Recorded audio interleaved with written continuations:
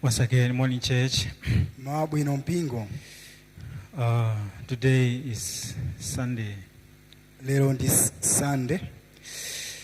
Already we have passed half of the month. Nde tadutsa theka la mwezi. Soon we'll speak about December. Kenako tizakamba ano za December. The end of the year. Kutha kwa chaka. Anyway, before I proceed, let me read some words in the Bible. I'll just read in English. Acts chapter 15.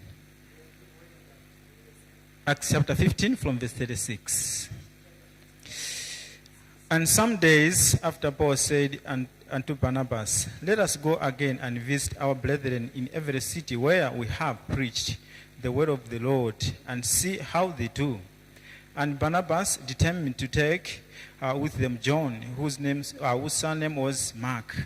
But Paul thought not good to take him with them, who departed them from Pamphylia, and went not with them to the work. And the contention was so sharp between them, and that they departed asunder one from the other. And Barnabas took Mark and sailed unto Cyprus.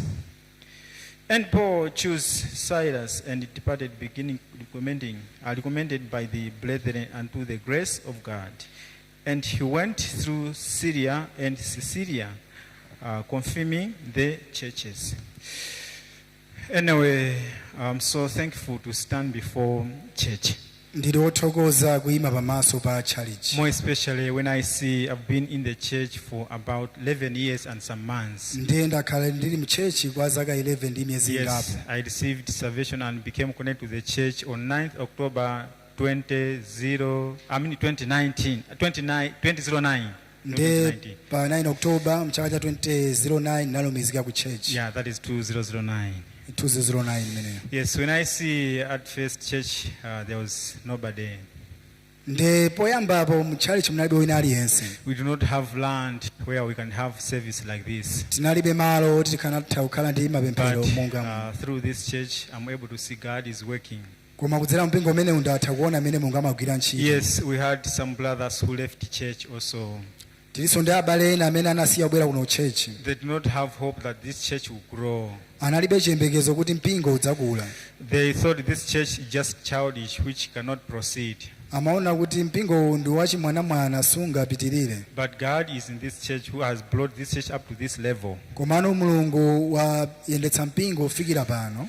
Anyway, I'm so thankful. I cannot speak all these things. Nde ndilothokoza sindingakambe zambiri. Yes, being one of the brothers who joined church some years back, I'm so thankful to see brothers and sisters also coming these days. Okhala mmodzi amene anayamba mpingo kalekalero ndilothokoza kuonanso abale ndi alongo akubweranso kuno ku church. Being coming here is not very important, but what is most important is what kind of heart am I possessing in this church. Kubwera kalekale sizofunikira komano chofunika ni mtima otani umene ndili nawo pakali pano.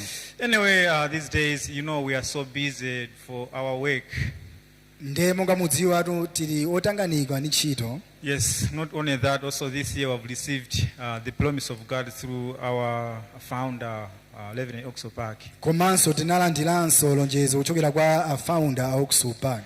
If you see from our forefront, this is the verse from Genesis chapter 28, verse 14. Nde tikaona utsogoloko Genesis chapter 28 verse yake ya 14. Yes, this promise says your descendants will be like the dust of the earth, and you will spread out to the west and to the east and to the north and to the south. Kuti yes. Anako adzachuluka ngati dothi lapa nthaka, komanso zafumukira ku madzulo, komanso kummawa, kumpoto, komanso kumwera. All people on the earth will be blessed through you and your offsprings. Nde akuti anthu onse adzadalitsika kudzera mwa ana ako. Yes, with this promise, we are so thankful that God is guiding us this year also in this direction. Nde ndilonjezo limeneli tilothokoza kuti Mulungu akutitsogolera kumbali imeneyo. Yes, being busy in church doesn't mean that we cannot go, we cannot preach, we cannot do church works. Kukhala otanganika mchechi sikuti sitingapite kukalalikira kapena kugwiranso ntchito zina. Just last Friday we went to Mzuzu. nde sabata yatha lachisanu tinapita ku Zuzu. You know, in Zuzu we are trying to buy land for church. Nde tikuyesa kugula malo kumeneko a chalichi. So through Pastor Matthias, he went around and find out and discover he had some information about the land. Nde ndi abusa Matthias amayenda kufunafuna za malo. So I, with Pastor and also with one brother, we went there. Nde ine ndi mbale mmodzi tinapita kumeneko ndi abusa. Yes, so as we are going, one thing that is very important is what kind of heart pastor is possessing. Nde chofunika kwambiri nchona kuti kodi mtima wanje umene abusa ali nawo nthawi imeneyo. Yes, there is one thing that I see whenever we are going out, I'm a guest, pastor is a driver for me. Nde chimene ndimaona nthawi zambiri nchona kuti kamapita ulendo ngati umeneyo ine ndimakhala ngati mlendo abusa ngati wantchito kumandiyendetsa. So I opened my heart, I said, Pastor, I don't feel good and I feel uncomfortable when you drive for me. Nde nauza abusa kuti sindimaona bwino kuti niyo muzitiyendetsa. Yes, so being able to see one brother driving, I was so thankful. Nde kuona mbale mmodzi akuyendetsa nali uthokoza kwambiri. Anyway, as we were going there, Pastor was able to communicate with international pastors and doing many works whilst we are on the way. Nde tili mkati mwa njira abusanso amalumikizana ndi azibusa ena pa dziko lino lapansi mpingo umenewo. So I was able to see when pastor is resting, he has to do many things also. Nde naona kuti abusa pamene akupumula awenaso magwiranso ntchito zina ndi zina. But when he's driving, he cannot communicate with anyone. You know about that. Koma ngati akuyendetsa sazilumikizananso ndi anthu ena mukudziwa za So with this zimenezo. heart, I was so thankful to see Pastor he was fellowshipping with us. Nde ndi mtima umene nali uthokoza chifukwa abusa anaso ni nthawi yopanga nafe chiyanjano. It's not only that, he was calling some brothers who left the church. Komanso amayimbiranso foni abale ena amene sabwerabwera ku church. And he said, brothers, do you do like me? Nde amafunsa kuti abale kodinso mupanga chimodzimodzi ngati ine. You have to think about other people who left the church also. Mwenaso kuganizanso anthu ena amene anasiya kubwera ku church. Don't think about yourself. You have to think about other people's souls. Musangodziyang'ana nokha kuganiza za inu nokha komanso muganizenso anthu ena amene anasiya kubwera ku church. So I thought so deep. Of course, I did not answer, but I thought so deeply. Nde sinayankhe koma naganizira mozama kwambiri. Sure. For us being in church, we think it's okay, it's enough. Nde ife timaganiza kuti kungokhala church zakwanira basi. Being able to attend pastor service is okay. Kungobwera kuzamvera mapemphero abusa akamalalikira ndi kuti zathira pomwepo. But there are some souls which need this word of God. Koma pali mitima ina, miyoyo ina imene ifunikiranso mawu a Mulungu. Yes, tracing with the same story, I saw this Acts chapter 15. Nde nkhani yomweyinso imene naimva pa Acts chapter 15. You know, Apostle Paul was not a disciple of Jesus Christ. Nde mtumwi Paulo sanali wophunzira wa Yesu. But he was used so tremendously with Jesus Christ. Komano anagwiritsidwa ntchito kwakukulu zedi ndi Yesu Khristu. Because in his heart he possessed gospel and he possessed God. Nde mtima mwake chifukwa anali ndi uthenga wabwino komanso anali ndi Mulungu. Among some disciples, among some apostles, there are some who did not have proper heart of Jesus Christ. Nde mwa atumwi ena analibe mtima woyenerera wa Yesu Khristu. So that's why when Apostle Paul went out to preach, that stayed inside his heart. Nde pamene mtumwi Paulo amapita kukalalikira zimene zinakhazikika mu mtima mwake. So he thought again and again, what can I do with those people I preached? Nde amaganizirabe kuti anthu aja ndawalalikira aja ndikapange nawo bwanji. That's why one day he talked to Barnabas, let's go and preach to the same place. Nchifukwa tsunakanamuza Barnabas kuti tipite tikalalikire. But you know, this brother denied to go with him. Why? He wanted to take another brother who left Apostle Paul's trip. Nde mbale ameneyo anakana angafuna amutenge mbaleso wina amene anawasiya. So Apostle Paul was so angry. Nde mtumwi Paulo anali wokwiya zedi. Why do you think to take someone who is useless, who left the church, and you want to go with us? Nde nchifukwa chani iwe ufuna kukamtenge munthu amene anasiya mpingo kuti apite nafe limodzi? But this Barnabas insists to take this brother Mark. Komano Barnabas ameneyo anapanga makani kuti amutengebe Mariko. From that moment, Barnabas and Paul left each other. Nde nthawi yomweyo Paulo ndi Barnabas anapatukana. Anyway, when I see all this news, I trace my heart also. I don't think much about church. nde ndikamva zimenezi ndikumaonanso mtima wanga kuti sindiganiza kwambiri za mpingo. I don't think people who left church, I am responsible to go and preach to them again. nde sindimachitenga kuti so inenso ndi udindo wopita kwa anthu amene anasiya mpingo kukalalikiranso. Yeah, in other ways, in my heart, I avoid burdens. nde mwanjira ena mumtima mwanga ndimadana ndi ziphinjo. When I see to go to that brother, he left the church, it's his problem now. nde ndikamati m'bale wakuti anasiya mpingo ndimangoti ndi vuto lake limenelo. Why did not live like me? I'm still in church, I'm still going to church. It's okay. bwanji iye sanakhale ngati ine amene ndakalibe mchechi, iyeyo zake zimenezo. But Apostle Paul did not think like that. koma mtumwi Paulo sanaganize motero. Even though it's difficult, but let's go there also. nde ngakhale zili zovuta tiye ndipite kwa anthu amene tinalalikira mbuyo. Though people were about to cast stone upon us, but let's go there. God will work. ngakhale anthu ankafuna kuti genda miyala komabe tipite komweko. With that intent, God worked a lot with Apostle Paul. nde ndi mtima umenewo mulungu anagwira ntchito kwambiri ndi mtumwi Yes, Paulo. if you see, Apostle Paul continued until the end of the book. nde tikaona mtumwi Paulo anapitirirabe kulalikira mpaka kumapeto kwa buku. But Barnabas and Mark did not appear anymore. komano Barnabas ndi Marko sanaonekerenso. Yes, they left the work of God. They wanted to go where there is no problem, there is no tough situations. iwo anasiya mawu a mulungu, samafuna kupita kumene kunali ziphinjo. Anyway, with this promise of God, God is promising us that you work also from west, south, north, east. nde mulungu atilonjeza kuti akhala kugwira ntchito kummawa, kumadzulo, komanso kumpoto ndi kummwera. So thankfully, God has given us such promise whereby if we receive this true heart of God, then we will see work of God also this year. nde apapa ngati ife tingalandire lonjezo limeneli tionadi mulungu akugwira ntchito mchakachi. Yes, there are some brothers and sisters who left the church, they are not coming to church, but if you take a step and you also fellowship with the same word of God, then God will work in church. nde pali abale ndi alongo ena amene sabweranso kutchalichi koma anoti kayendera ndekuti mulungu sazagwira ntchito. It's like that as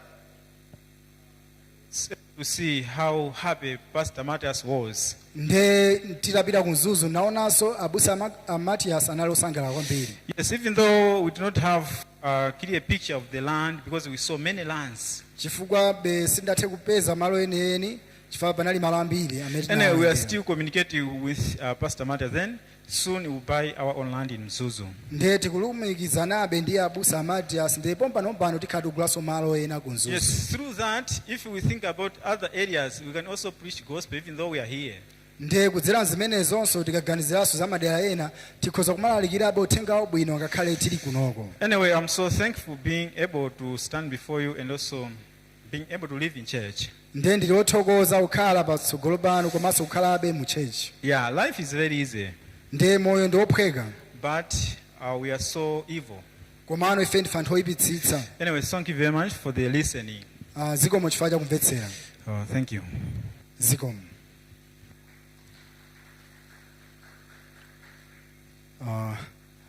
Okay, ndikukhulupirira kuti abale ndi alongo tamvetsera bwinobwino komanso taphunzirapo kudzera ndithu mu umboni umenewo. Amen. Ndiyeno pa nthawi inoyi ni nthawi yonena kuti timutamande mulungu. Ndiyeno amene akhala kutitsogolera ndi a Good News Lotus Band. nde akatha pamenepo pabwera kwaya imene ili Good News Lotus Choir idzati imbiranso matamando.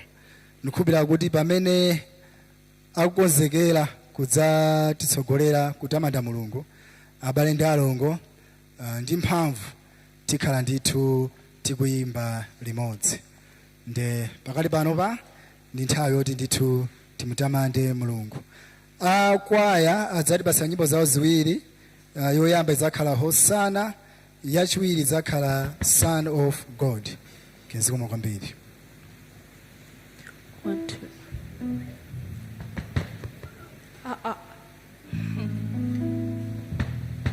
1 2 Good morning, church. Good morning. Good morning, church. Good morning. Let us all stand so that we can sing and dance together in the Lord. Are you happy to be in the house of the Lord?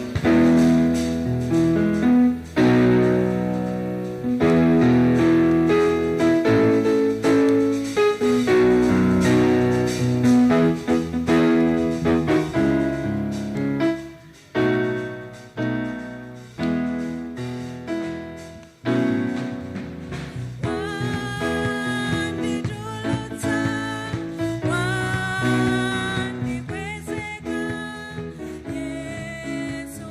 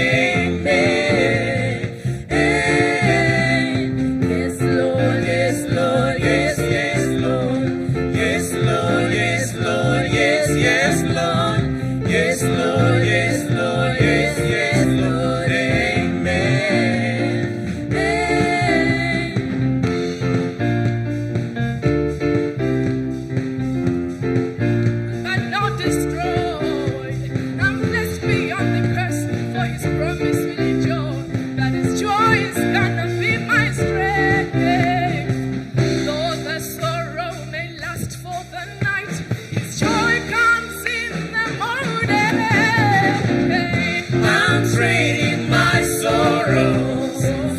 I'm trading my shame. I'm laying them down for the joy of the Lord. Oh, I'm trading my sickness.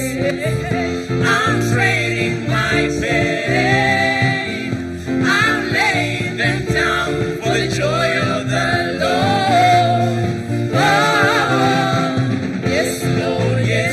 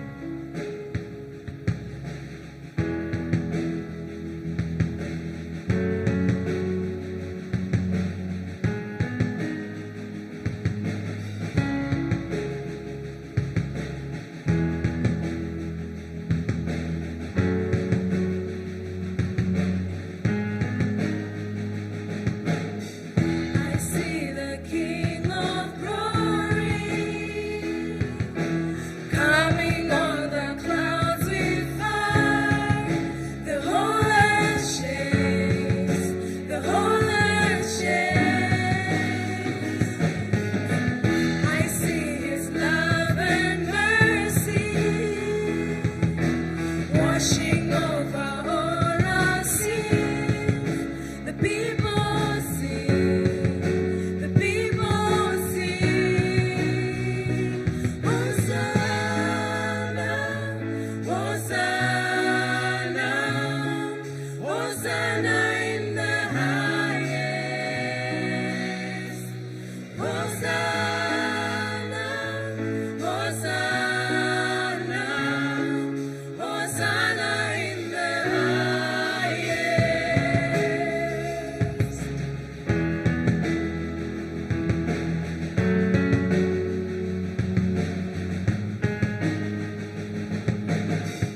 I see a generation rising up to take their place with selfless faith, with selfless faith. I see a new revival stirring as we pray and sing. We're on our knees, we're on our knees. Hosanna, Hosanna, Hosanna in the highest. Hosanna, Hosanna, Hosanna in the highest.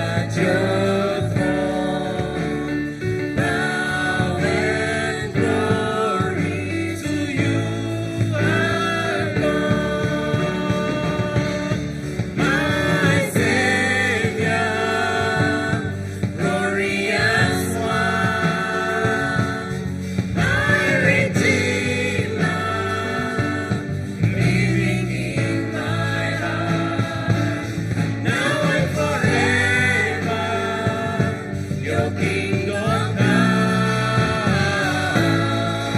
Oh, Jesus, Son of God. Jesus, Son of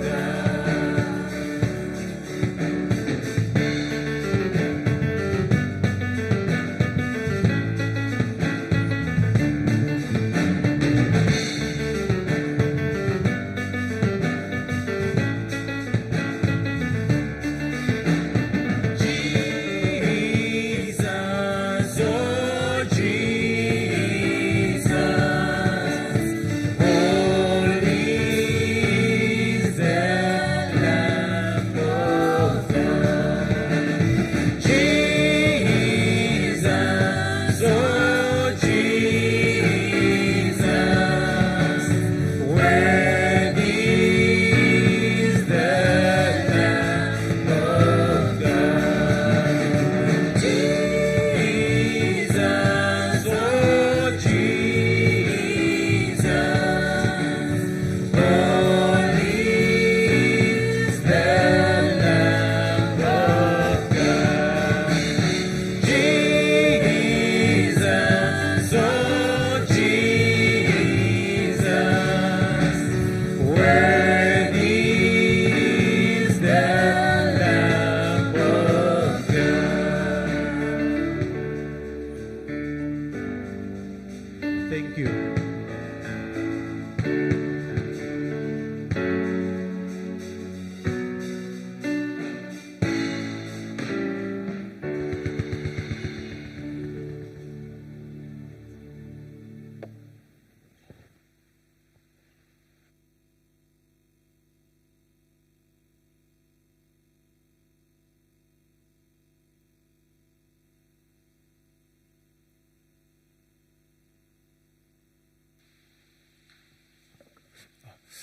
Good morning, everyone. madzuka bwanji nonse. Thank you to our choir and our praise team for guiding us this morning. Praises. zikoma kwaya komanso praise team politsogolera m'mayimbidwe m'mauno. Before we have time to listen to the word, let us first pray for this tisanamve morning. mawu tipemphere. Father God, we are here before you. Atate tili pamaso panu lero, We ask you that you will guide us this time. tipemphani mutitsogolere nthawi iyi. Especially give us the heart to listen koposa tipatseni mtima omvetsera, and understand kumvetsetsanso so that we may discover the true will and the heart of God. kuti tipeze chifuniro chanu ndi mtima wanu. To many people out there who are struggling Kwa iwo amene akuvutika because of the struggles and the troubles that is around us. ndifa cha zovuta zimene zili pakati pathu, Let these words be able to reach their hearts to comfort them, apangeni mawu ako kuti akhoza kutonthoza mitima yawo, giving true peace, joy, and faith inside their hearts. kuwapatsa chimwemwe choona ndi chisangalalo mkati mwa mtima And wawo. we ask that you will guide us, tipemphani mutitsogolere and the word that you want to deliver to us, ndi mawu amene mufuna mutipatse, let us treasure this in our hearts. kuti tikhoza kuwasungiza mkati mwa mtima And wathu as we give our time into your hands, pamene tipereka nthawi m'manja mwanu. we have prayed this in the name of Jesus Christ. tipemphera izi m'dzina la Yesu. Amen. Amen. This morning, let us read from book of Hebrews chapter 10 from verse 19. Mawu tiwerenga Hebrew chapter 10 From verse 19. kuyambira verse 19. Hebrews chapter 10 from verse 19. Hebrew chapter 10 kuyambira verse ya 19. From verse 19 to verse 30. kuyambira verse 19 kufika 30. If you found it, I would like to read. ngati mwapeza ndiyamba kuwerenga. Therefore, brethren, having boldness to enter the holiest by the blood of Jesus, ndipo pokhala nacho abale chilimbikitso chakulowa malo opatulika ndi mwazi wa Yesu, by the new and living way which he consecrated for us through the veil that is his flesh, pa njira yatsopano ndi yamoyo imene adatikozera mwa chotchinga cha thupi lace. and having a high priest over the house of God, ndipo pokhala naye mkulu wa nsembe osunga nyumba ya Mulungu, let us draw near with a true heart in full assurance of faith, having our hearts sprinkled from an evil conscience and our bodies washed with pure water. tiyandikire ndi mtima woona chikhulupiriro chokwanira ndi mtima yathu yowazidwa kuichotsera chikumbu mtima choyipa ndi matupi athu osambitsidwa ndi madzi oyera.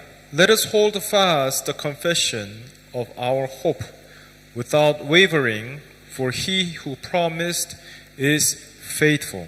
tigwiritsitse chivomerezo chosagwedera cha chiyembekezo chathu pakuti wakulonjezayo ali okhulupirika. Let us consider one another in order to stir up love and good works. ndipo tiganizirane wina ndi nzake kuti tifulumizane ku chikondano cha ntchito zabwino. Not forsaking the assemblies of ourselves together as in the manner of some, but exhorting one another, so much the more as you see the day approaching. osaleka kusonkhana kwathu pamodzi monga amachita ena, komanso tidandaulirane ndiko koposa monga momwe muona tsiku lili kuyandika. For if we sin willfully after we have received the knowledge of the truth, there no longer remains a sacrifice for sins. pakuti tikachimwa ife eni ache titatha kulandira chidziwitso cha choonadi, sitsalanso nsembe ya kwa machimo, But a certain fearful expectation of judgment and fiery indignation which would devour the adversaries. koma kulindira kwina koopsa kwa chiweruzo ndi kutentha kwace kwa moto kwa kuwononga otsutsana nawo. Anyone who has rejected Moses' law dies without mercy on the testimony of 2 or 3 witnesses. munthu wopeputsa chilamulo cha Mose angofa popanda chifundo pa mboni ziwiri kapena zitatu. Of how much worse punishment do you suppose will be thought worthy who has trampled the Son of God underfoot, counted the blood of the covenant by which he was sanctified a common thing, and insult the Spirit of grace?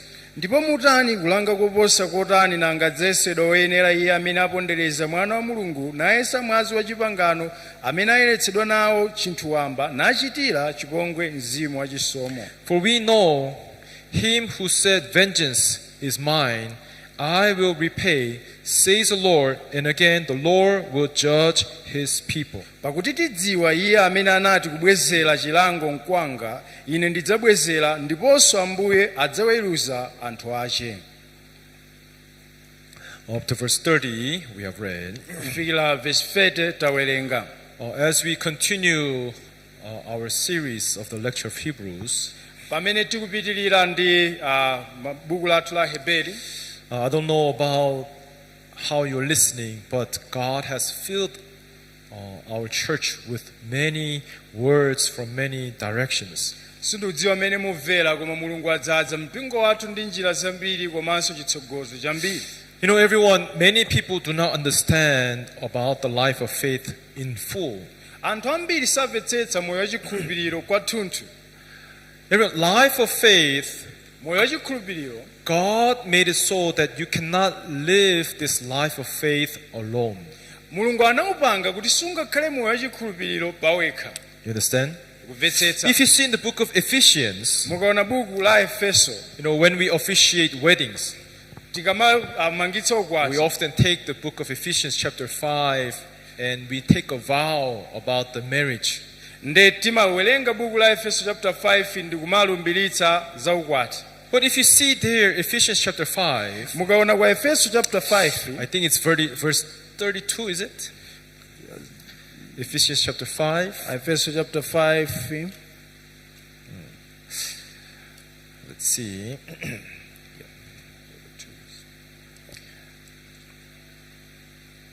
Let's see from verse 31. tiyambire verse 31. For this reason a man shall leave his father and mother and be joined to his wife, and two shall become one flesh. chifukwa chachi munthu adzasiya atate wake ndi amake nadzaphatikizana ndi mkazi wake, ndipo awiri adzakhala thupi limodzi. Verse 32. Verse 32.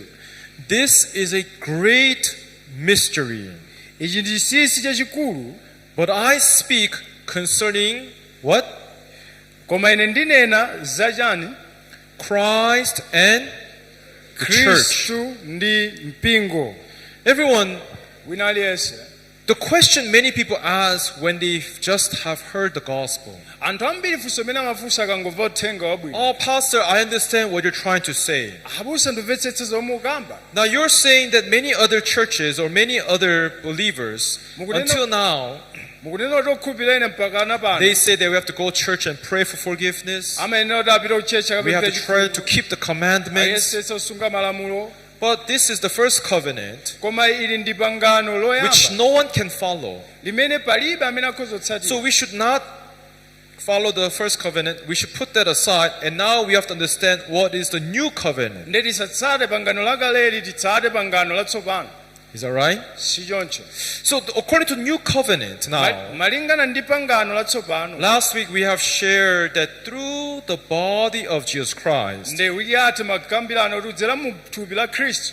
because we are too weak, because we are flesh, chifukwa ife ndofoka chifukwa ndife thupi. we are too weak to fulfill the requirements of the law. We are too weak to fight against the sinful desires. nde ife ndofoka kwambiri kuti tikhoza kumenyana ndi zikhumbokhumbo za uchimo.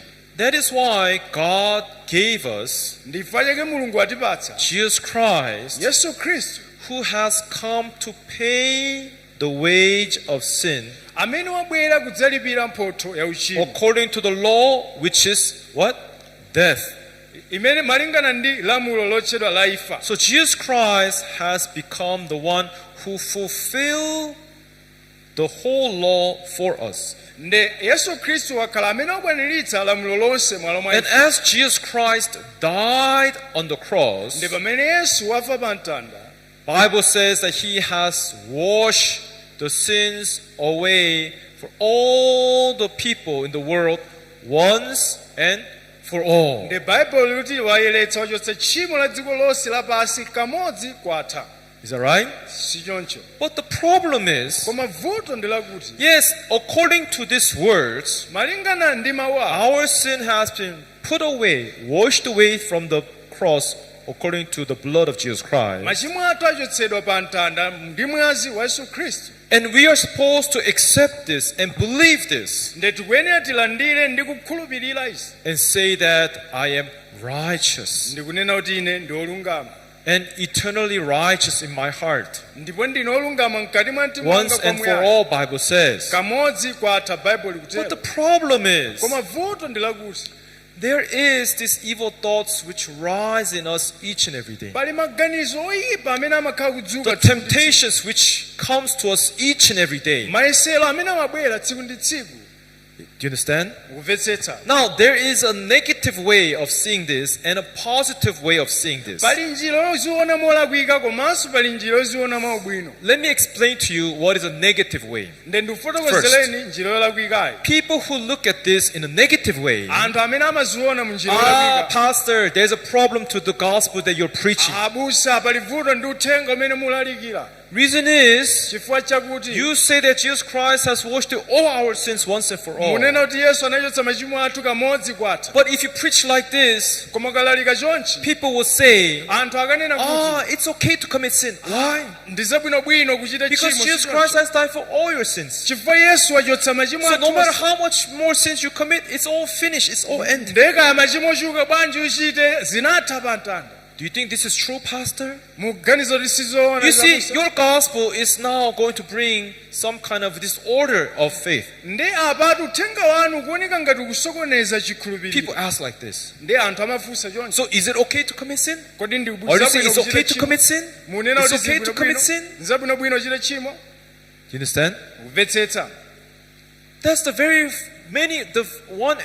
many questions that people ask. So, Pastor, are you saying it's okay to commit sin? What do you do if you commit sin then? ndi anthu amatero kuti munena kuti zabwinobwino uchite chimo nanga ikachita chimo tichite That chani. is a negative side. ndi mbali yolakwika imene anthu amaziona. What is negative? ndi mbali The yolakwika. spiritual way of saying negative is distrust. ndi mwauzimu ndi People who do kusakhulupirira. not want to believe in the gospel. anthu sakufuna kukhulupirira mu uthenga wabwino. You understand? tikumvetsetsa. But everyone, koma wina aliyense when you're learning about the world of faith, tikamaphunzira dziko la mtima you don't look inside of faith from one direction. sitimachiona chikhulupiriro mu njira imodzi. Understand? Tikumvetsetsa. Everyone, there are many sides to the faith which you must look at. Of course, it's one faith, one language, one way. Ndi mawu amodzi koma pali njira zambiri zozionera chikhulupirocho. But many people do not see the faith from different angles. Ndi anthu ambiri saona chikhulupiro kudzera m'makona osiyanasiyana. You get what I'm saying? Mukumvetsetsa. Everyone, if you discover faith from different angles, Mukaona chikhulupiro mu dera lina, you'll be able to discover how valuable this gospel that we share in this church is. mukaona kufunikira kwa uthenga umene tikugawana mu mpingo muno. Well, last week I was shouting a lot, so I kind of hurt my throat, so I try to speak softly today. Uyatha ndimakuwa kwambiri ndi pakhosi panga panapwetekeka ndele ndiyesetsa lankhula mochepera. So I hope that you can comfortably listen today. Khulupirira kuti mumvetsera bwinobwino. Because if I shout, sisters, ndikalankhulaso mwamphamvu ena there's mmadzidzimuka. good side and bad side, because those who are dozing, Koma zimakhala bwino kwa ena amene akugona. if I shout, sisters, wake Ukakuwa ndi up. amadzidzimuka choncho. But if I speak softly, Koma ndikamayankhula mwa pang'ono-pang'ono, it does not mean sleep. sizitanthauza kuti mugone. It means listen more attentively. Zifuna Understand? kuti mumvetsere ndi chidwi mumvetsa. Now, everyone, Ndi wina aliyense. there is a big mystery Pali chinsinsi chachikulu. in this where one unites together. Pamene awiri akukhala pamodzi kulumikizana. Understand? Now, Tikumvetsetsa. I have just explained to you the negative side of when you hear this gospel. Those who have negative side, distrust of this gospel. Nde mbali ndakufotokozerani yolakwika imene anthu amakhala nayo osakhulupirira mu uthenga wabwino. The question they will ask is that, is it okay to commit sin? Funso limene amafunsa nzabwinobwino kodi uchita tchimo. But now let me explain to you the other positive side. Nde ndikambenso mbali inayo yabwino. Pastor, Abusa, according to the preachings that I have heard from you, malingana ndi uthenga umene ndamva kwa inu, I have realized one thing, ndazindikira chinthu chimodzi. that I cannot overcome sin by myself. Kuti ine sindingagonjetse uchimo pandekha. Now I understand I received Jesus Christ in my heart and I'm righteous, Ndikumvetsetsa ndande Yesu Khristu ndipo but ndine I am olungama. not sure how I'll be able to overcome the temptations and the desires that will come to me as I live my Koma life. sindikumvetsetsa bwinobwino kuti ndidzagonjetsa bwanji mayesero ndi zikhumbo zochimo zimene zikubwera Because mwa. I will lose Chifukwa ine ndino and I will osapambana. fall under the temptation. Ndipo ine nthawi zonse And my ndidzagwa. life will be filled with errors and mistakes. Ndipo moyo wanga ndiodzala ndi zolakwika. Everyone, Wina aliyense think about it. ganizirani ichi. A person have just heard the same gospel, Munthu amene wamva uthenga omwewo that it is Jesus Christ who died on the cross to wash away all our sins once and for all. kuti ndi Yesu amene anafa pa mtanda kuchotsa machimo athu kamodzi kwathu. But listening to the gospel with the heart that I can do something, Koma kumva uthengawo ndi mtima kuti ndikhoza kuchita kena kake. do you know what happens at the end of the preaching? Mudziwa zomwe zimachitika mapeto kwa ulaliki? Is it okay to commit sin? Kodi nzabwinobwino uchita uchimo? Are you saying that, Pastor, it's okay to commit sin? Kodi abusa munena kuti nzabwinobwino uchita uchimo? Then if this is the question that arises in your heart, Nde ngati ndi funso limene likudzuka mu mtima mwathu right away, nthawi yomweyo, this person ndiye munthuyu did not forsake his self-righteousness. munthuyu sanataye chilungamo chake. He did not repent Uyuyu in sanalape his heart. mu mtima mwake. Understand? Kumvetsetsa. But what you must understand, Koma chimene muyenera kumvetsetsa, if you have really repented before God, ngati inu mwalapadi pamaso pa Mulungu, I am human, ine ndine munthu, I am flesh, ndine thupi. like according to the words of Romans chapter 8 verse 7, Malingana ndi Aroma 8:7, flesh cannot fulfill the works of the Spirit. thupi silingakwaniritse ntchito They are za not mzimu. subjected to fulfill the works of the Spirit. Pakuti silikhoza kukwaniritsa za mzimu. You understand? Kumvetsetsa. Nor can they be, Bible says. Ndipo sizikhoza kutero. Right? Kumvetsetsa. Please put on the screen. Bible says that because the carnal mind is enmity against God, for it is not subject to the law of God, nor indeed can be. Ndakuti maganizo a munthu sakhoza kukondweretsa Mulungu popeza sakwaniritsa You chifuniro see, cha Mulungu. if you have kept this in your mind, Nde ngati mwasunga izi mu mtima mwanu, right? sichoncho? Is it okay to commit sin? Kodi ndiwe bwinobwino kuchita uchimo? That will not be the question you'll be answering. Sifunso limene mukhoza kufunsa. Pastor, Abusa, I can only commit sin. ine ndikhoza kungochita chimo basi. What do I do? Nde nditani? I understand Jesus Christ has washed away my sins. Ndimvetsetsenso anachotsa machimo anga onse. But as you said, we are people who can only commit sin. Koma monga mwanena ndife anthu amene tikhoza kungochita chimo. Right? Sichoncho? Everyone, although it seems like the same gospel, Ngakhale zioneka ngati uthenga but omwewo. according to your heart, Koma malingana ndi mtima when you wanu, listen carefully to that person's question, mukamvetsera kwa funso limenelo, clearly the heart, what is inside that person's heart is revealed. nde mtima umene uli mkati mudziwa kuti ndi mtima uwu waonekera. Understand? Kumvetsetsa. Everyone, pastor is a spiritual doctor. Ndi uthenga wa uzimu. I study the hearts of people. I study the questions people ask. I listen why they ask like this, why this person behave like this, why this person think like this. I study that. Nde monga ine mbusa ndimadziwa nchifukwa chani afusafusa nchifukwa chani akhala moyo nchifukwa chani achita izi. But I'm telling you, if you have listened to this gospel with the pure and humble heart, nde ngati mwamvetsera uthenga uwu ndi mtima woona komanso odzichepetsa, you will think, yes, I accept zoona that Jesus ndivomereza. Christ has died for my sins. Yesu Kristu afera machimo But at the anga. same time, I know I am weak. Koma nthawi yomweyonso ndikudziwa What do ndinofoka. I do? Ndichite chani? Well, how am I supposed to live in faith, Pastor? Ndikhala bwanji moyo wachikhulupiriro abusa? This will be the question. Ili ndi mmene likhale funso. Those who are truly confessed and repented their heart before God. Kwa iwo amene avomereza kuti alapa pamaso pa Mulungu. You understand? Kumvetsetsa. Do you understand? Kumvetsetsa. Now, Tsopano, let me tell you one secret here. nde ndikuwuzeni chinsinsi chimodzi. Let's see one word. Tione mawu amodzi. Matthew chapter, is it 16? Matthew chapter 16. Yes, Matthew chapter 16, verse 18. Matthew chapter 16 verse 18. Everyone, Winali yese. let's read all together. Tiwerenge pamodzi. There is a way how you can overcome the evil spirit and temptation. Pali njira imene mukhoza kugonjetsa mizimu yoyipa Now komanso try to mayesero. discover what is the key to Ndemu- defeating the desire. Mumvetsetse kuti key yake yogonjetsa zimenezi ndi Okay, let's chani. read. Ready? Tiwerenge pamodzi. Begin. Tiyambe.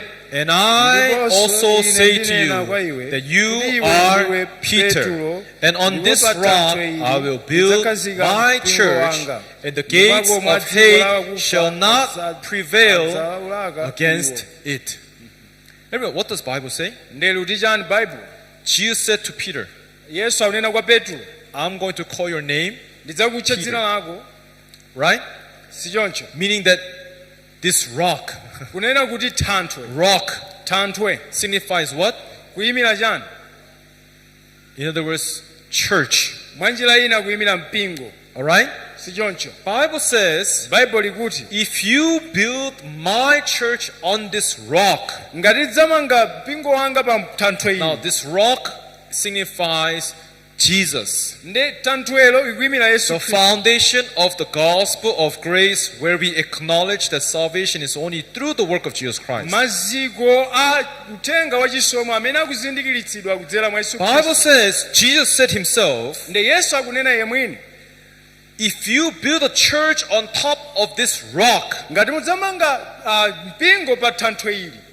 understand? Kumvetsetsa. Do you understand, everyone? Kumvetsetsa wanele Yesu. If you build a church on top of this rock, Ngati mudzamanga mpingo pa thanthwe ili. the gates of hate is the evil spirit, the evil Satan, the deceit, the sin, the desires, temptations. Ndakukamba za makomo a dziko la akufa kunena zokhumba zoyipa komanso Shall masero. not prevail against it. Silidza kugonjetsani. So Jesus has taught us, Nde Yesu watiuza, if you were once saved, ngati inu wapulumutsidwa, now the foundation is what? ndekuti maziko ndi chani? Foundation is what? Maziko ndi chani? The rock. It signifies what? Ndi thanthwe imene kuyimira ndi chani? Jesus. Yesu Khristu. Now on that, Nde chimenechi you have to build a what? pamene papa pamene tikuyena kumanga chani? Church. Mpingo. So in other words, Mwanjira ina with the gospel of grace, ndi uthenga and wachisomo. on top of that, you have to build a what?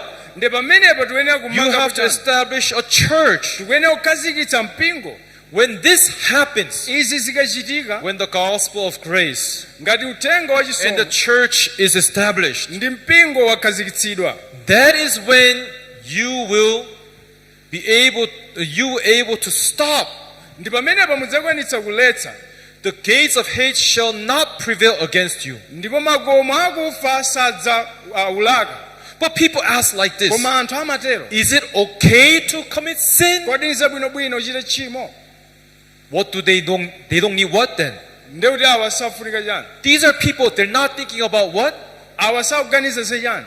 Church. Sakuganiza za They're mpingo. not thinking about what? Sakuganiza za chani? Church. Za mpingo. But those people, Pastor, I'm a Amina person who kutabusa. cannot be subject to the law of God. Ndingakhale bwanji moyo I'm umenewo? weak and lacking. Zikachitika bwanji So to ndinofoka? them, Ndiye lero it's easy to establish what? ndiye kuti apa mpophweka kukhazikitsa chani? Church. Mpingo. Understand? Kumvetsetsa. Do you understand? Kumvetsetsa.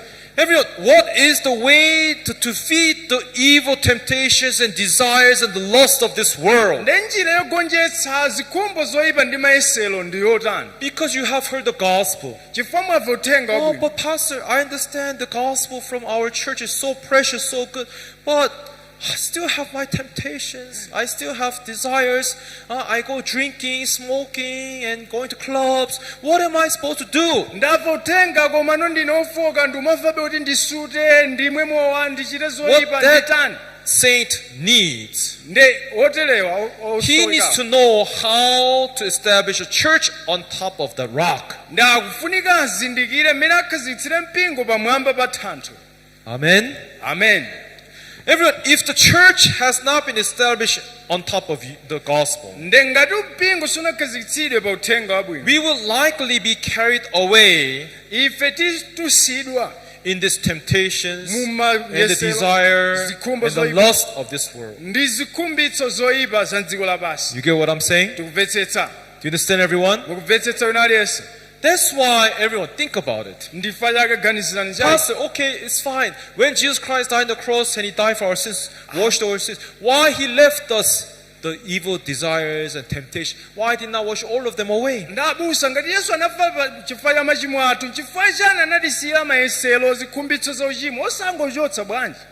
Two things. Zinthu ziwiri. Satan would use this temptation that arise in you to tell you, you see, you have evil thoughts. You're a sinner. You're a sinner. You're a sinner. How can you say that you have no sin? Nde Satana agwiritsa ntchito zimenezi zikhumbitso zathu nkunoti ndi ochimwa ndi ochimwa. How Unganene would- bwanji kuti ndi olungama. How will the Spirit of God use this? Nde mmene mzimu wa Mulungu You agwiritsa see, ntchito. you're a person who can only fail. You Iwe can muntu only amene commit ukhoza sin. You're a kungolephera. person who can only fall Ukhoza away, kungochimwa. going to the lust of this world. Ukhoza kungotayika mu dziko lapansi mzimu akukamba choncho. Right? Tikumvetsetsa. That's why you need what?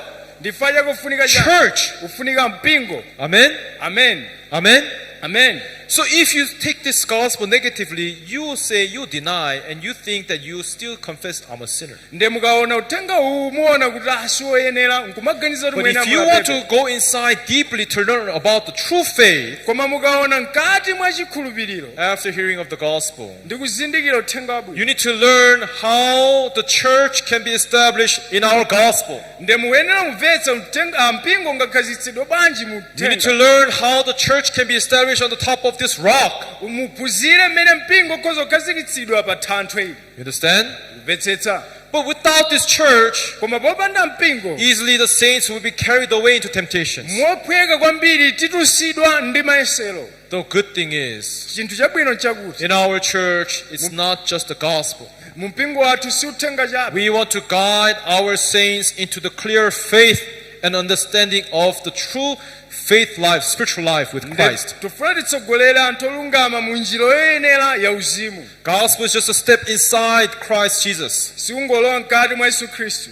But you need to learn how to walk with Him, Koma tiphunzirenso mmene How to tingayendere fellowship with ndiye. him. Komanso how tingachite to chanja. reconcile with Him. Kukhala loyanjana ndiye pamodzi. You understand? Tikumvetsetsa. Do you understand, everyone? Kumvetsetsa wina aliyense. That's why today we read Hebrews chapter 10. Ndifa chake lero tawerenga Hebrew chapter After we 10. have heard the gospel, Titatha kuva uthenga what wabwino. is Hebrews chapter 10 in the second half of the Hebrews chapter 10 trying to teach us? Nde gawo lachiwiri la Hebrew chapter 10 likuphunzitsa chani? Everyone, let's see here verse 19. Tiyambe verse 19 apa. Hebrews chapter 10 verse 19 says, Ahebreyu chapter 10:19 ikuti therefore, brethren. ndipo pokhala nacho abale. Now, brethren are people who believe in this gospel and who confess, I am righteous and I have no sin in my heart. Ndi otchedwa abale ndi anthu amene akhulupirira muthenga uwu komanso akuvomereza kuti ine ndilibe uchimo mkati mwanga. Everyone, do you accept that Jesus Christ has washed away all your sins in your heart? Kodi mukhulupirira kuti Yesu Khristu achotsa machimo anu onse And we have mtima mwanu? become righteous? Ndipo inu ndinu olungama. And to be able to say that I have no sin in my heart? Ndipo mukhoza kutero kuti ndilibe chimo mkati mwa mtima wanga? Can you say like that? Mukhoza kunena choncho? Amen? Amen. Yes. Now we can say we are brethren in Christ. Mwachoncho tikhoza kunena kuti ife ndife abale mwa Khristu. Now Bible is telling us, therefore, brethren, Ndiye kutero abale choncho you abale. must have boldness to enter the holiest. Mukhale nacho chilimbiko chakulowa m'malo In other words, opatulika. you must have the boldness to enter to heaven. Mwa njira ina mukhale ndi chilimbikitso cholowa kumwamba. But your boldness Ndipo kulimbika kwanu should not come from trying to keep the commandments. musabwere pakuyesera kusunga malamulo. Your boldness should not come from your good deeds. Kusabwere chifukwa cha ntchito zanu zabwino. Your boldness Kulimba mtima kwanu must chilimbikitso come chanu. from by believing in the blood of Jesus Christ. Kuchokere mwakukhulupirira mu mwazi wa Yesu Khristu. Amen. Amen. Amen. Amen. Faith must come from where? Chikhulupiriro chimene chitulukire kuti Blood of Jesus Christ. mwazi wa Yesu Khristu. Which means, Chimene chikutanthauza yes, the blood has two things. zoona mwazi uli zinthu ziwiri. It can become a wage for sin, Kukhala mphotho ya uchimo, but also it can become the source of faith. kukhalanso poyambira pa chikhulupiriro. Once again, the Chikena, blood of Jesus Christ, mwazi wa Yesu Khristu it has two services. uli ndi ntchito ziwiri. It serves for two purposes. Ugwira ntchito ziwiri. One, Choyamba, the blood of Jesus Christ becomes a wage of sin. mwazi wa Yesu Khristu ndi mphotho ya uchimo. Understand? Kumvetsetsa. And secondly, it's what? Chachiwiri ndi chani? It's what? Ndi chani chachiwiri? You forgot already? Mwayiwala kale posedwapa. It's what? Ndi chani? It serve, Ndi cha? what? Ndi chani? Source of faith. Ndi gwero la chikhulupiriro. Bible says, brethren. Bible likuti abale. If you want to have the boldness now, Ngati mufuna mukhale ndi chilimbiko tsopano. now Bible says boldness, Kukamba za chilimbiko. but faith, we have the faith to receive gospel. Ndeti ndi chikhulupiriro cholandira Now uthenga we to wabwino. have faith in living our spiritual life. Komanso tili ndi chikhulupiriro chokhala moyo wauzimu. Amen. Amen. So, in other words, to separate this, first faith is the believing that Jesus Christ has washed away my sin. Second is now faith to have boldness. Ndipo poyamba chikhulupiriro ndi kukhulupirira kuti Yesu achotsa machimo anga. Kachiwiri ndi But kukhulupirira this kuti faith ndili ndi of chilimbiko. boldness Nde mu chikhulupiriro cha chilimbiko kapena must kulimba come mtima. from where? Chiyenera chichokere kuti? It must come from where? Chiyenera chichokere kuti? Again, your deeds. Ntchito zanu. How well you go to church. Mene mapita Look at me, church. Pastor. I did not miss any Sunday last year. I have for 52 weeks, whether it rain, whether wind blow, I have always been here. Listen, so I am very faithful. Ain't I? Chaka chatha mawiki onse 52 ndakhala ndikupita ku chechi palibe kukhale dzuwa kavula ine ndinolungama basi. If your service to God, coming, works, and how you support church or volunteer, if this becomes a source of your faith, Ndengati chikhulupiriro chathu chichokera mu ntchito zimene tikuchita ku chechi kapena machitidwe ena, likely this church will fall into corruption. ndekuti imene mpingo wosokonekera. Understand? Kumvetsetsa. The source of faith, Nde pa gwero la we must chikhulupiriro. understand the meaning of the blood of Jesus Christ. Tikuyenera timvetsetse tanthauzo la mwazi wa We must Yesu. understand the meaning of his sacrifice. Tikuyenera timvetsetse sembe ya Yesu Khristu. Understand? Kumvetsetsa. So even here we must find the boldness through the blood of Jesus Christ. Tikuyenera kupeza chilimbikitso kudzera mwazi wa Yesu Now let's Khristu. go on. Tione. If you look here, Mukaona apa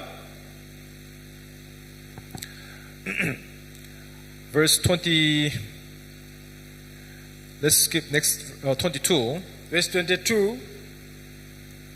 let us draw near tiyandikire with a true heart in full assurance of faith, ndi mtima woona mchikhulupiriro chokwanira, having our hearts sprinkled from an evil conscience and our bodies washed with pure water. ndi mtima yathu yowazidwa kuichotsera chikumbumtima choyipa, matupi athu osambitsidwa ndi madzi oyera. Now, there's one more thing here. Pali chinthu chimodzi chofunika. Bible says, Baibulo likuti if you want to come inside the full assurance of faith, ngati mufuna ubwere mkati ndodzala ndi you have to chikhulupiriro, have your hearts mukhale ndi mtima wanu sprinkled from yowazidwa evil conscience kuichotsera chikumbumtima and choyipa, our bodies komanso matupi athu washed osambitsidwa with what? ndi chani?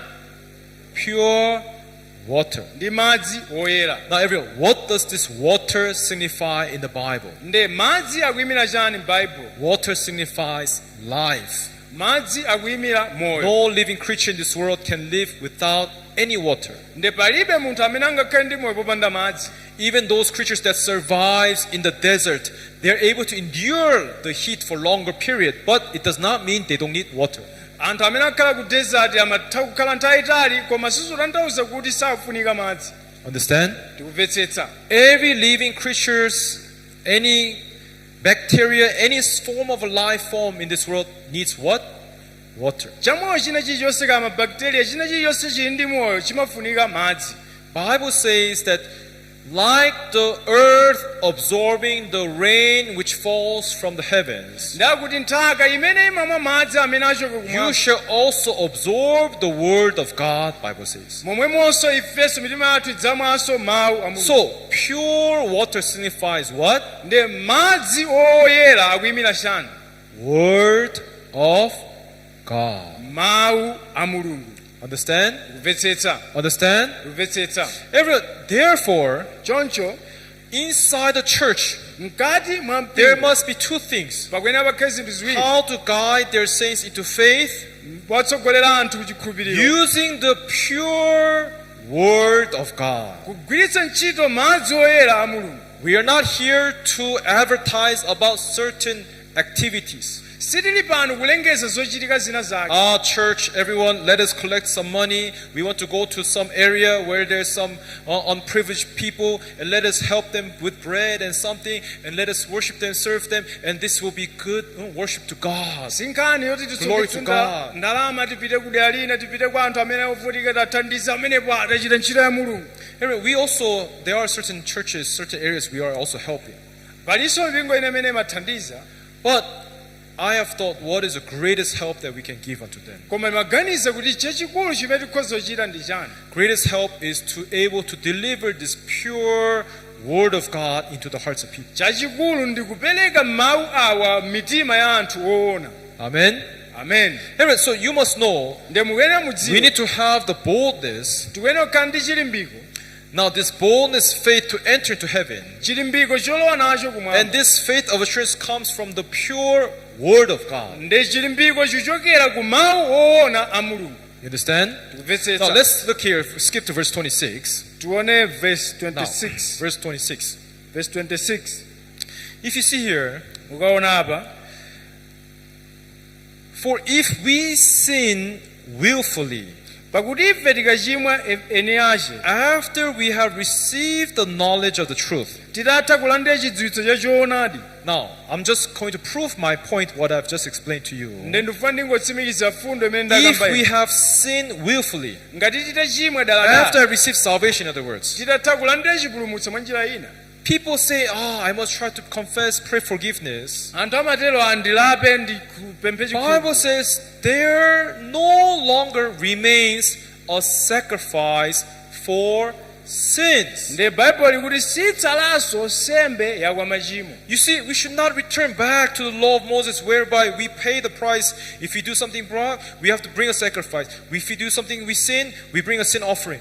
We cannot go back to this old traditional way of belief. nde baibulo kuti sitiyenera kubwereranso kwa Mose kumene tidachita chimo tipereke sembe, chita chimo pereka sembe, sitiyenera tibwererenso But njira this is a yakale. mistake which many Christians are doing today. Koma lero ndi zimene anthu akuchitabe mpaka pano, Because they don't have any other more knowledge about the gospel. chifukwa alibe chidziwitso cha uthenga wabwino. People do not have the understanding of the truth, spiritual life, and Anthu faith. alibe kumvetsetsa kwa moyo wa They uzimu. return back to the old traditional beliefs. ndakubwererabe ku njira yachikhulupiriro Oh, yakale. Pastor, I understand, I respect what you're saying. Abusa ndimvetsetse zomwe But ukamba. I have made a mistake, I have sinned. Nanga ndachimwa ndalephera. Don't you think that I should go down and sacrifice or pray, forgive something so that God will wash my sins away? ndichitenso ndikapereka sembe kapena ndilape kuti mulungu achotse tchimo langa. Before you do that, musanachite chimenecho, what does the Bible say? baibulo kuti chani? There remains no more what? akuti sitsalaso chani?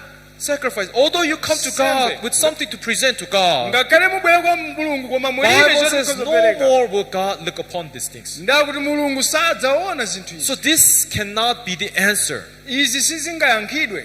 Trying to keep the commandments, Kwese trying to basunga confess malamulo. your sins, Kulapa. trying to offer something to God kapena on kupereka behalf china of your chako Mulungu, sins. kapena kulapa machimo This athu. cannot be the way of faith, the boldness to enter to heaven. iyi singakhale njira yachikhulupiriro yolowa nayo kumwamba.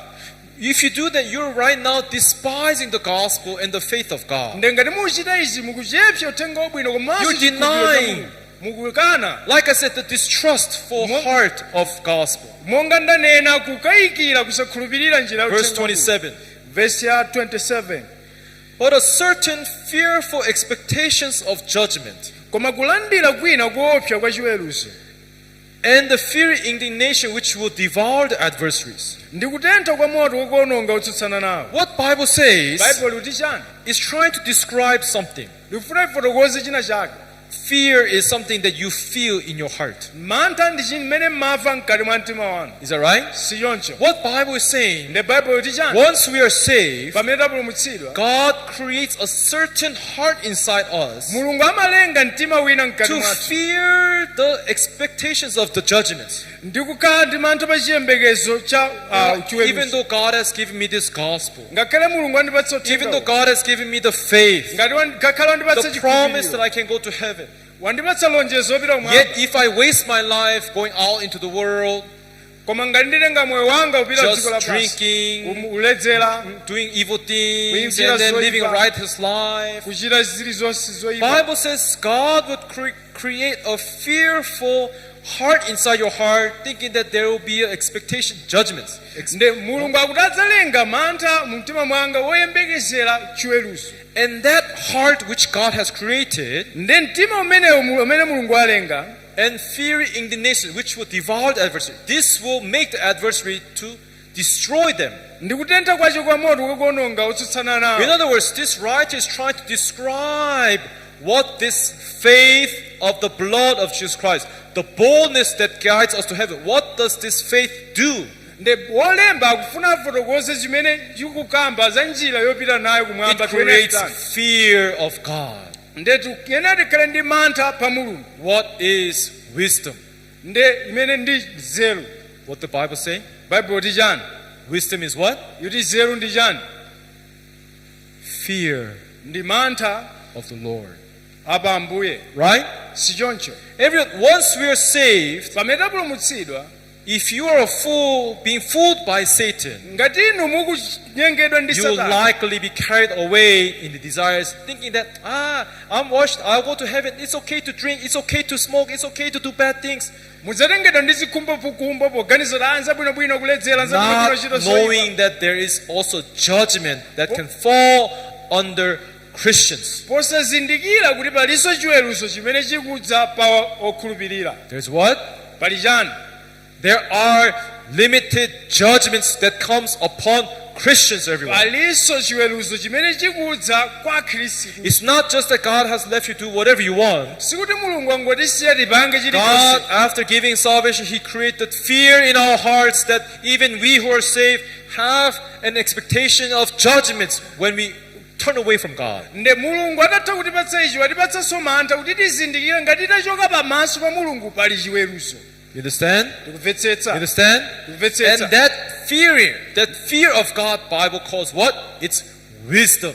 nde mantha apambuye Bible kulicha So those who are being fooled by Satan ndamene apusitsidwa would ndi say it's Satana okay to commit sin. azabwinobwino chile chimo Those who possess the heart of God and who has wisdom, amene ali ndi mtima wa Mulungu ali ndi if I nzeru return back to my life, ngati ndibwereso God moyo will wanga judge me.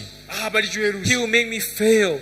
He will make me regret. azandipanga ine Then kulepera now, Lord, how can I live in this faith, in this Ndikhala boldness bwanji- of faith? ndikhala bwanji mmoyo wa chikhulupiriro You understand? tikumvetsetsa Yes, that's what verse 27 is. 28. verse 28 Now, it is clearly nailing to us nde kufotokoza bwinobwino anyone munthu aliyense who has rejected the Moses law. wopeputsa chilamulo cha Mose In other words, rejected means who have disobeyed. amene mwa njira ina sanamvere For example, you shall have no other God before me. You should not Usakana take my name in vain. Do not make any Usa- graven Usa- image Usa- before Usa- me. Usa- Keep, Usa- keep the Sabbath. Honor your Usa- parents. Usa- Do not Usa- steal. Do not Usa- kill. Do not commit Usa- adultery. Do not bear false usachite witness. Do not chigololo, covet. usasilire If you reject this and disobey the law, ngati mukana izi ndikusamvera lamulo Bible says anyone who rejects the Moses law dies without mercy. akuti munthu wopeputsa chilamulo cha Mose angofa opanda chifundo Right? si choncho Verse 29. verse 29 Of how much worse punishment ndipo mutani kulanga koposa do you suppose kumene mudzayenera will he be thought worthy who has trampled the Son of God underfoot, kulanga kotani koopsa adzayesedwa oyenera iye amene anapondoleza mwana wa Mulungu counted the blood of the covenant nayesa mwazi wa by chipangano which he was sanctified, umene anayeretsedwa a nawo common thing, chinthu chawamba and insulted the nachitira Spirit chipongwe of grace? mzimu wa chisomo What is it saying? ikuti chani Hey, listen. mvetserani According to the first covenant, monga mwa pangano the loyamba law of Moses, lamulo la Mose if you reject it, if you disobey, if you break it, ngati mwaphwanya simunamvere you will die without mercy. mudzafa popanda chifundo Right? si choncho You don't think that there is a punishment simuganiza kuti pali kulanga in rejecting the gospel of grace? pakukana uthenga wa chisomo Bible says, how much worse do you think this punishment will be ndakuti kotani kukula motani nanga chilango chake if you chidzakhalira. reject, insult the Spirit of grace? ngati mukana kuchepsa Everyone, mzimu wa don't chisomo. think that, I'm saved, my sin is washed away, now it's okay to commit sin. What is that? That is not gospel of truth. musanene za ndayeretsedwa nzabwinobwino chite chimo ayi si uthenga wa uchoonadi Understand? tikumvetsetsa Pastor, is it okay to commit sin? abusa nzabwinobwino chite I'm chimo telling you, ndikuwuzani saints.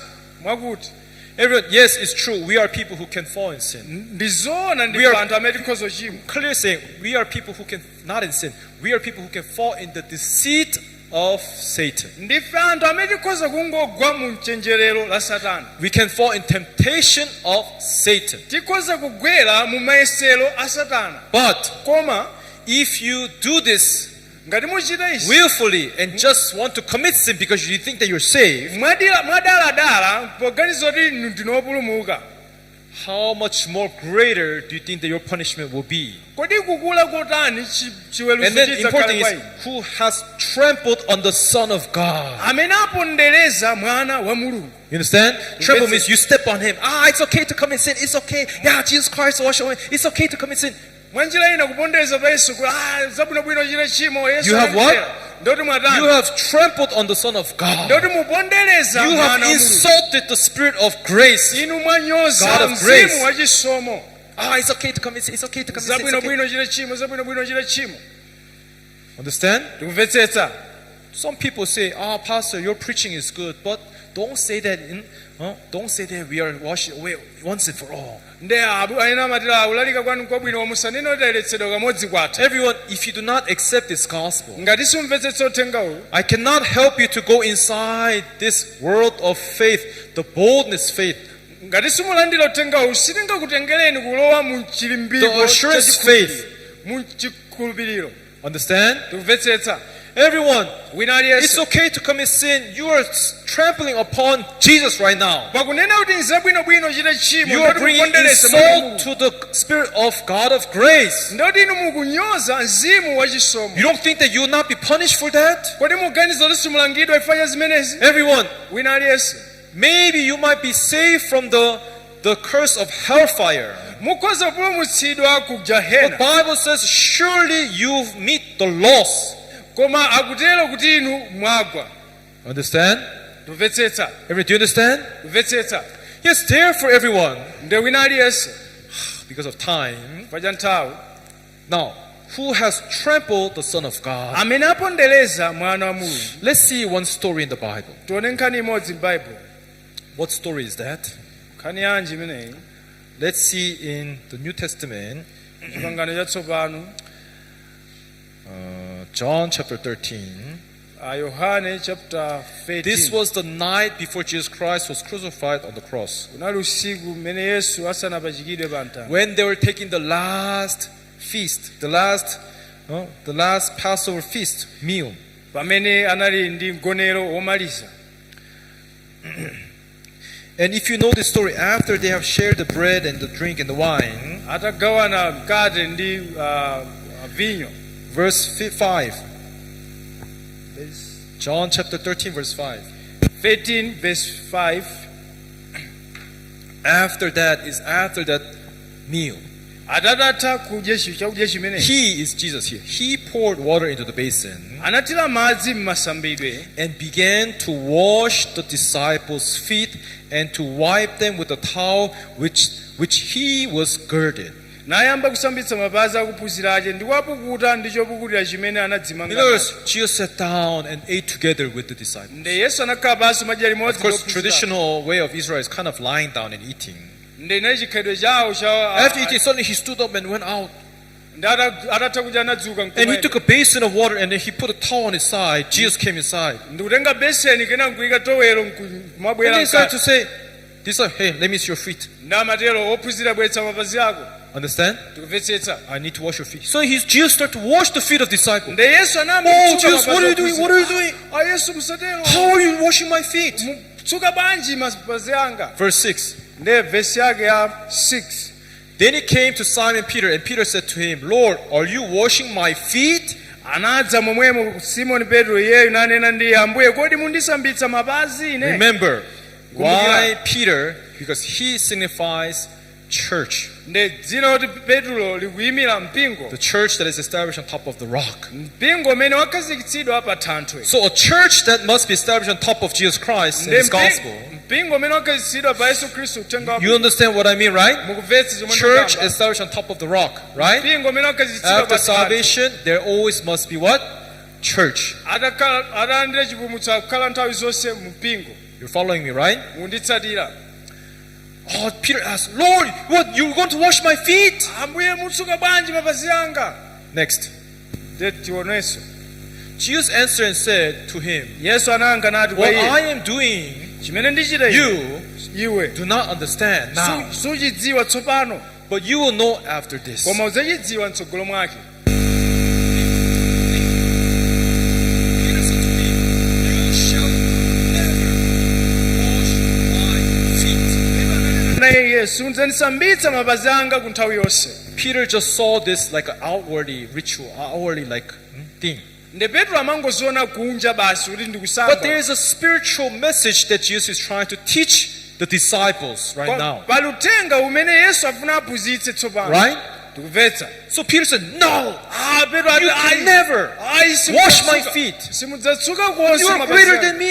I should wash your feet. inu ndapa mwamba ine ndoyenera kutsukani mapazi anga Jesus answered him, nde yesu anayankha if I do not wash you, ngati sindikusambitsa iwe you have no part ulibe cholola ndira with me. pamodzi ndi ine Right? si choncho You have no part. ulibe chola With ndira me. pamodzi ndi ine You are not connected with me. iwe ndoti You are solumizana not ndine reconciled with me. ndekuti iwe soyanjana We are ndine not one together with me. sindife amodzi ndekuti iwe ndine You understand? tikumvetsetsa Suddenly Peter was shocked. What? Ne- But I want to be with you. I want to be part of you. petro anadabwa ndikufuna ndikhale ndinu ndikufuna ndikhale mbali imodzi Next. ndine nde pena Verse 9 9.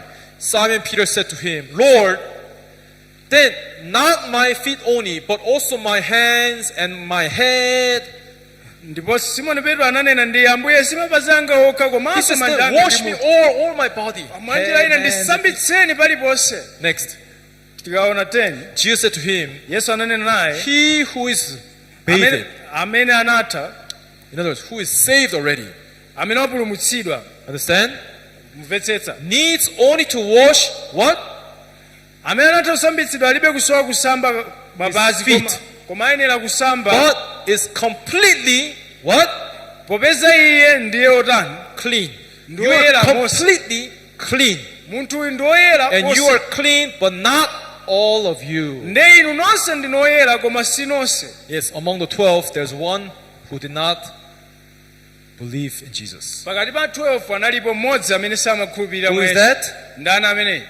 Judah Yudas Iscariot. Iscariot. Right? Si choncho. What did he do? Achita chani? After this, he went out and betrayed Jesus, sold Jesus. Atachoka apa anapita kukamupereka Yesu. He committed sin, right? Anachita tchimo. Now, everyone, listen carefully. Mvetseremo Why sana. suddenly Jesus washed the feet of the Pamene disciples Yesu akusambitsa mapazi at the last Passover feast? pa phwando lomaliza. Because Jesus knew they are clean, they are washed, they are safe, their salvation is true. Chifukwa kudziwa ndoyera chipulumutso chawo But nchoona. Jesus knew that they will run away Koma kudziwa from Yesu faith, kuti from Jesus. anthu amuthawa Yesu nthawi Right? inayo. Si Right? choncho. Si choncho. Everett, is that sin? Kodi kumthawa Yesu Being kuchimo? deceived by Satan, we are weak. We can only follow the temptations of the devil. Kunyengedwa ndi Satana ndikofoka If I say I know Jesus, if I say I believe Jesus, they will kill me. They will kill me. ndikanena kuti ndimakhulupirira mwa Yesu So ndikutsatira Jesus knew andipa. that night they'll run away. Ndi Yesu amadziwa kuti usiku umenewu athawa. Right? Si choncho. But don't worry. Koma musadandaule. All you have to do is just wash your feet. Chofunikira ngosambitsa mapazi anu. I need to take a bath. No. You're completely clean. Ndiyena ndisambe One who is clean only needs to just wash your feet. inu ndinoyera kale amene osamba kale Then amwene you can osamba become mapazi. part of me. You are part with me. You are one with me. Mwanjira ino ndili amodzi a ine muli mbali imodzi ndi ine. Amen? Amen. But not everyone. Koma osati wina aliyense. Why? Chifukwa chani? Or one who trample on top of me. Amene apondereza Who ineyo. insult the Spirit of God of grace. Amene anyoza mzimu wachisomo. How can you run from this punishment? Mungathawe bwanji chiweruzo ichi? You understand? Kumvetsetsa. Do you understand? Kumvetsetsa. Everyone, you cannot trample on top of Jesus. Simungapondereze pa Yesu Khristu. So Jesus now, then Peter allowed him to wash his feet. Nde Petro akumulola Yesu dasituke Let's go back to mapazi. Hebrews chapter 10, verse That- Hebrews chapter 10, verse 29. Tibwere kwa Hebrew chapter 10 verse 29. That's why the Bible is telling us here. Nde ifanya Bible rules apa. How much worse punishment do you suppose? Ndipo mutani kulanga kwache koposa kotani. Will he be thought worthy? Ngadzesera oyenera. Iye Who is worthy for the great punishment? ndi ndani amene ayenera chiweruzo chachikulu chotere? Who has trampled the Son of God underfoot? Amene anapondereza mwana wa Mulungu. You understand? Kumvetsetsa. Those who step on Jesus. Amene akuyenda. Now let me tell you kuponda- what is stepping on Jesus. Amene akuponda. Oh, okay, I believe Jesus Christ is my personal Savior. Nde umu ndimene machitira. But He has Yesu washed away my Khristu. past sins. Koma anachotsa machimo For my anga. future sins, I must go pray for Koma forgiveness. God, machimo please alero forgive ndikuyenda me. ndilape I must keep the machimo. 10 commandments. Ndisunge malamulo 10. That is what? Kuchita izizi Trampling on top of what? ndiko kuponda pa Yesu Khristu. Son of God. Kumponda pa mwana wa Mulungu. Not learning the faith of boldness. Nde kuphunzira chikhulupiriro chakulimbika Not mtima. learning the faith of assurance. Kuphunzira chikhulupiriro cha chitsimikizo. Not following the spirit of grace. Osatsatira mzimu wachisomo. People say today, God, I believe you. I believe Jesus Christ as my personal Savior. Anthu amatenda ndikukhulupirira Yesu Khristu ngati You mbwene died on the cross to wash away my sins. anafa pa mtanda ofera machimo My anga. past sins. Machimo ambuyo. But for my future sins, I must pray for Koma forgiveness. pa machimo keep alero the ndatsogola commandments. ndiwena ndipemphere chikhululuko. You're rejecting.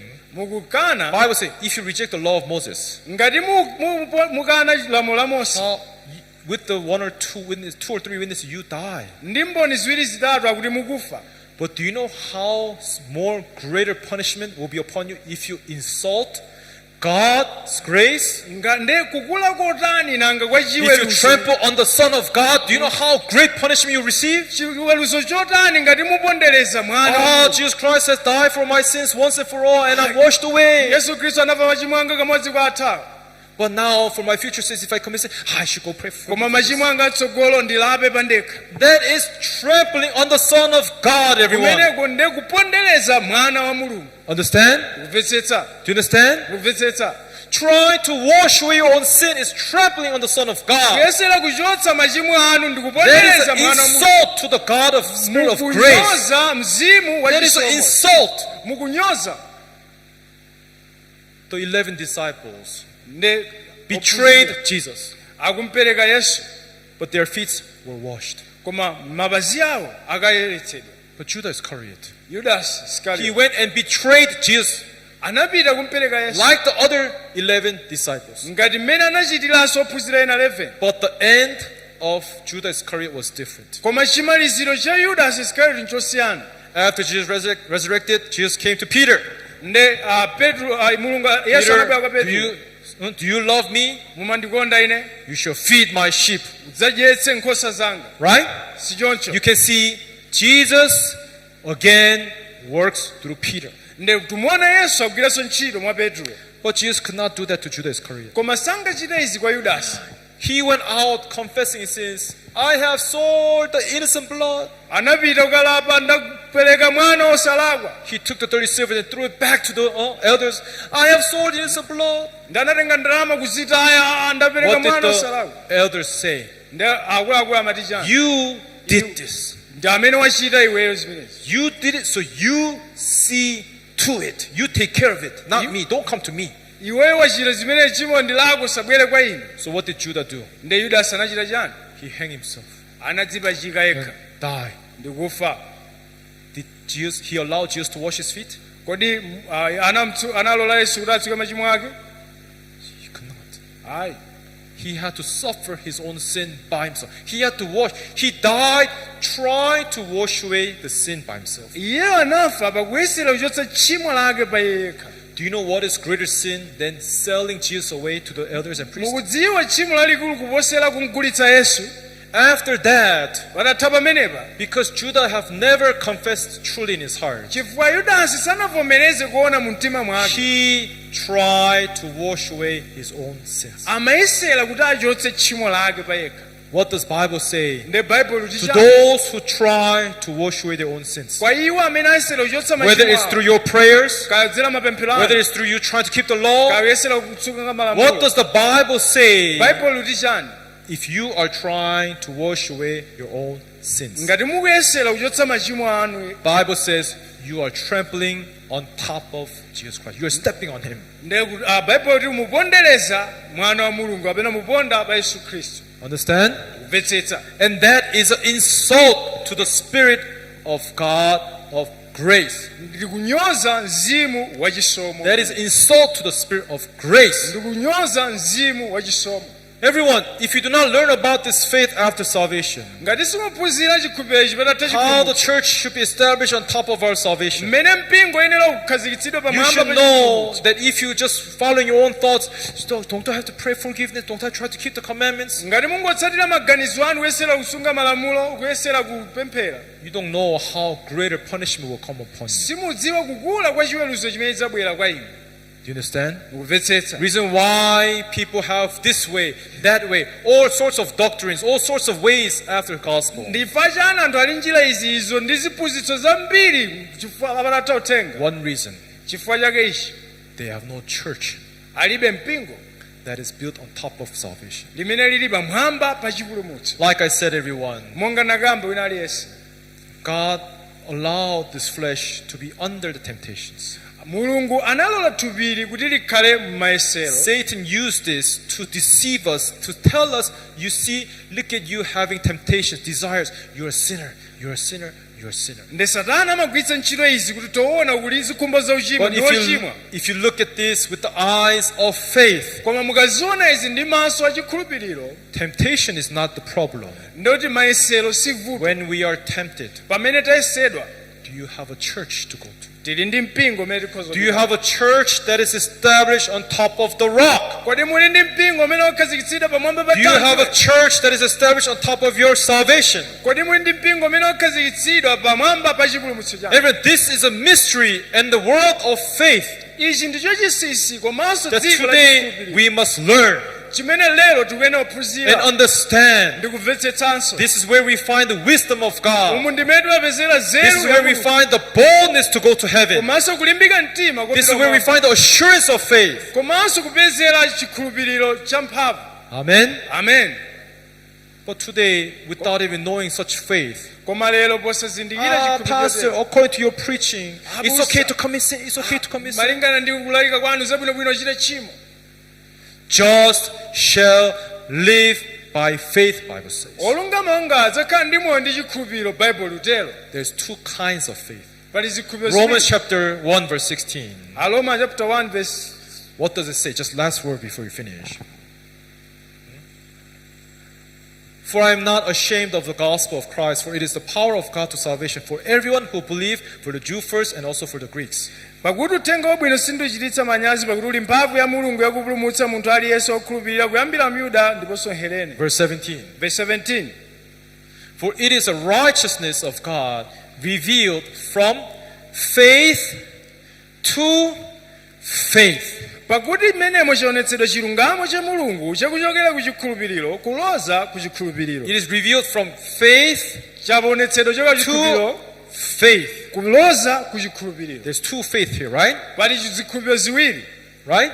si choncho Source of faith koyambira kwa chikhulupiriro and life of faith. ndi moyo wa chikhulupiriro Salvation faith chikhulupiriro cha chipulumutso and assurance faith, ndi boldness faith. chipulumutso cha chitsimikizo Amen.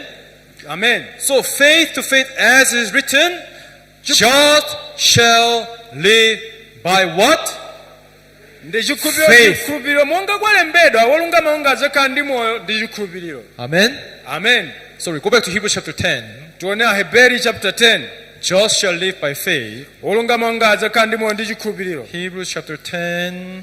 Aheberi chapter 10